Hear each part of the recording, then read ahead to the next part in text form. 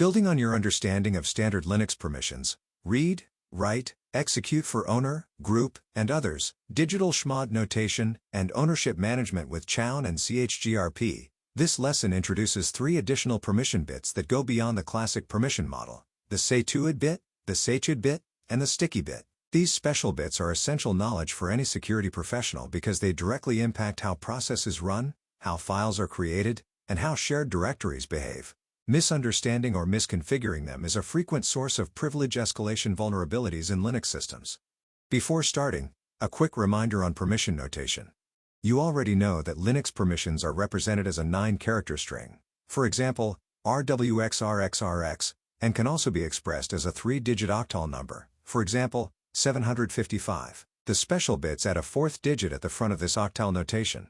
So instead of 755, you may see 4755, 2755, or 1777. This 4th digit encodes the 3 special bits as follows. 4 equals setuid. 2 equals setgid.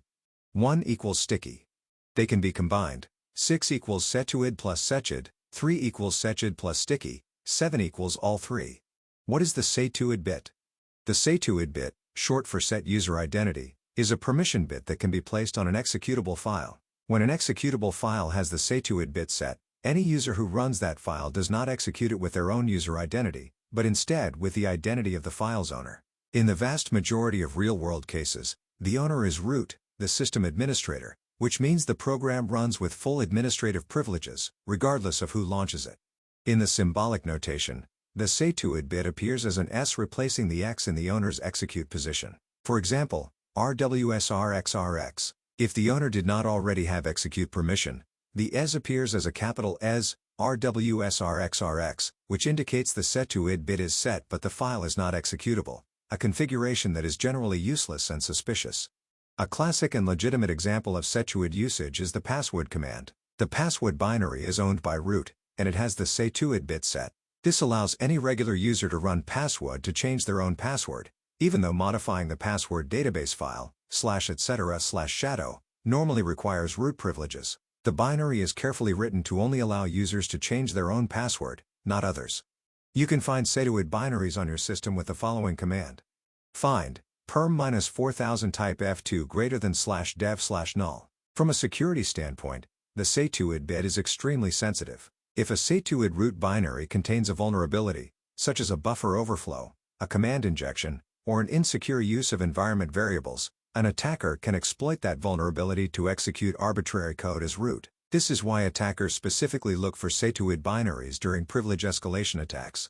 Any unnecessary setuid binary is a potential attack surface. As a security professional, you must audit systems for unexpected setuid binaries and ensure only well-audited necessary programs carry this bit. Important note, the setuid bit has no effect on shell scripts in most modern Linux distributions. The kernel ignores the setuid bit on interpreted scripts for security reasons. It only applies reliably to compiled binary executables. What is the setgid bit? The setgid bit, short for set group identity, works similarly to the setuid bit, but it operates on the group identity rather than the user identity. Its behavior differs slightly depending on whether it is applied to a file or a directory.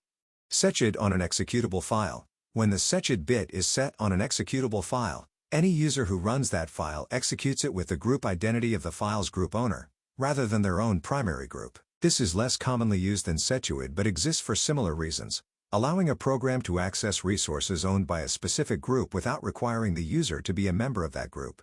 In symbolic notation, the setgid bit on a file appears as an S replacing the X in the group's execute position. For example, RWXRSRX. As with setuid, a capital S, RWXRSRX, means the bit is set but the file is not executable.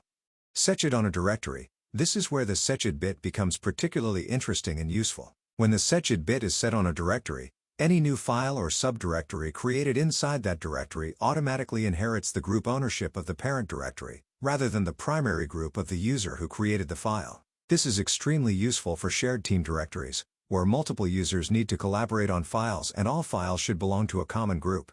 For example, imagine a directory called /project/team alpha owned by root and with group ownership set to the group alpha. If the setgid bit is set on this directory, every file created inside it by any user will automatically have the group alpha, ensuring that all team members in the alpha group can access each other's work without manual chgrp commands after each file creation. You can find setgid files and directories with find perm-2000 type f2 greater than /dev/null. Find perm-2000 type d2 greater than /dev/null. From a security perspective, setgid binaries carry similar risks to setuid binaries. A vulnerability in a setgid binary can be exploited to gain the privileges of the associated group, which may include access to sensitive resources. Setgid directories, however, are generally a safe and recommended practice for shared workspaces when combined with appropriate group policies and restrictive permissions on the directory itself. What is the sticky bit? The sticky bit has a different purpose from setuid and setgid, and it is most relevant when applied to directories. Historically, the sticky bit on executables meant something different, keeping a program in memory for faster reloading, but this original meaning is obsolete on modern Linux systems. Today, the sticky bit is exclusively meaningful on directories. When the sticky bit is set on a directory, it restricts file deletion within that directory. A user can only delete or rename a file inside that directory if they are the owner of the file, the owner of the directory, or the root user. Without the sticky bit, any user who has write permission on a directory can delete any file inside it, even files they do not own. This is a critical distinction. The most well-known example is the /tmp directory. The /tmp directory is world writable. Any user can create files there, but it has the sticky bit set. This prevents a malicious or careless user from deleting or renaming files belonging to other users or running processes. Without the sticky bit on /tmp, any user could delete another user's temporary files, potentially causing application crashes or data loss. In symbolic notation, the sticky bit on a directory appears as a T replacing the X in the other's execute position. For example, rwx rwx rwt. If the others did not have execute permission, it appears as a capital T, rwx rwx rwt. To set the sticky bit on a directory using chmod. Chmod plus t/path/to/directory. Or in digital notation. Chmod 1777/tmp. You can find sticky directories with find perm-1000 type d2 greater than /dev/null. From a security standpoint, you should ensure that any world writable directory on a system has the sticky bit set. A world writable directory without the sticky bit is a significant security risk, as it allows any user to delete or overwrite files belonging to others, which can be exploited for denial of service attacks or to interfere with running processes. How to set and remove special bits with chmod. You can manage special bits with both symbolic and digital chmod notation, which you have already studied. Using symbolic notation, set setuid, chmod u plus s filename, remove setuid, chmod us filename, set setgid, chmod g plus s filename underscore or underscore directory, remove setgid, chmod gs filename underscore or underscore directory, set sticky, chmod plus t directory, remove sticky, chmod t directory. Using digital, octal, notation, the special bits are represented by a leading fourth digit. Chmod 4755 filename sets setuid plus rwxr xrx, chmod 2755 directory name sets setgid plus rwxr xrx, chmod 1777 directory name sets sticky plus rwx rwx rwx, chmod 6755 filename sets both setuid and setgid plus rwxr xrx, chmod 0755 filename explicitly removes all special bits plus rwxr xrx. When you run LSL on a file or directory, the presence of special bits is visible in the permission string, as described above with the S, ZES, T, and T characters. Security audit, identifying dangerous configurations. As a cybersecurity or DevSecOps specialist, you will regularly need to audit Linux systems for dangerous special bit configurations. Here is a practical summary of what to look for. Unexpected setuid root binaries. Any binary owned by root with the setuid bit set that is not part of the standard system installation is a red flag. Common legitimate setuid binaries include /user/bin/password, /user/bin/sudo, /user/bin/su, and /user/bin/newgrup. Any others should be investigated. Setuid or setgid bits on scripts, while generally ignored by the kernel, their presence may indicate misconfiguration or attempted exploitation. World writable directories without the sticky bit. These allow unauthorized file deletion and should be corrected immediately. Custom setgid binaries. Verify their purpose and whether the associated group has access to sensitive data.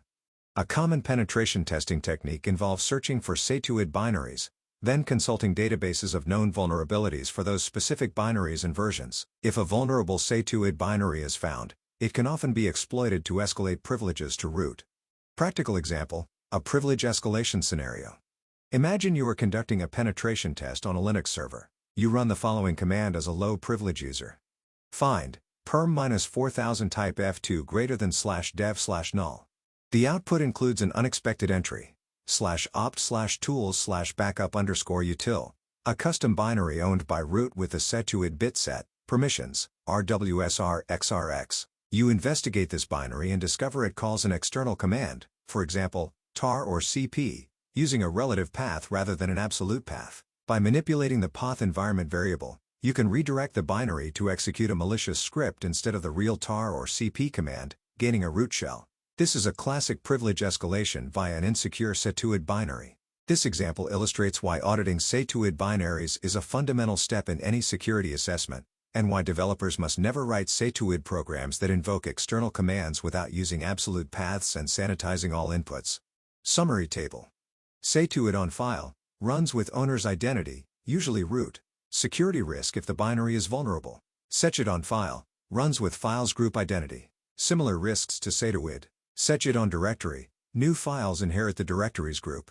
Useful for shared workspaces. Sticky on directory. Only file owners, directory owners, and root can delete files. Essential for world-writable directories like /tmp. Understanding these three special bits, setuid, setgid, and sticky, is indispensable for hardening Linux systems, conducting privilege escalation tests, and implementing secure shared environments. They are among the most commonly tested topics in Linux security assessments and are directly relevant to your work as a cybersecurity and DevSecOps professional.